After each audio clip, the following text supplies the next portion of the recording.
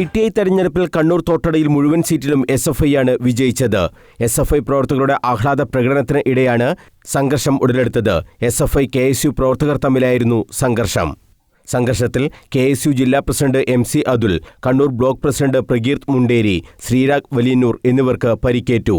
വടിയും കല്ലും ഉപയോഗിച്ച് SFI പ്രവർത്തകർ ആക്രമിക്കുകയായിരുന്നുവെന്ന് പരിക്കേറ്റ KSU പ്രവർത്തകർ പറഞ്ഞു.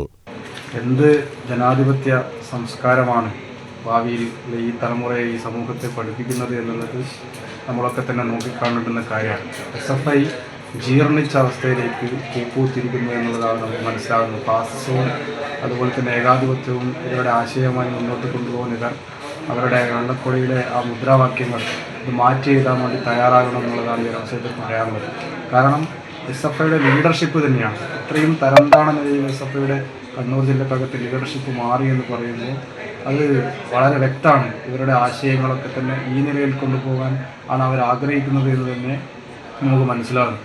കാരണം SFIയുടെ ജില്ലാ സെക്രട്ടറി, ഏരിയ ഭാരവാഹികൾ ഇവരൊക്കെയാണ് ആയുധങ്ങളും അതുപോലെ തന്നെ കല്ലുകളും മറ്റു മാരകായുധങ്ങളൊക്കെ ഉപയോഗിച്ച് യേശുവിൻ്റെ സഹപ്രവർത്തകരെ ആക്രമിക്കുന്നത്. MC അതുൽ, പ്രകീർത്ത് എന്നിവരെ തലശ്ശേരി ഇന്ദിരാഗാന്ധി സഹകരണ ആശുപത്രിയിലും ശ്രീരാഗിനെ കണ്ണൂരിലെ സ്വകാര്യ ആശുപത്രിയിലും പ്രവേശിപ്പിച്ചു. പ്രകീർത്തിനും ശ്രീരാഗിനും തലക്കാണ് പരിക്കേറ്റത്. News bureau, Kannur.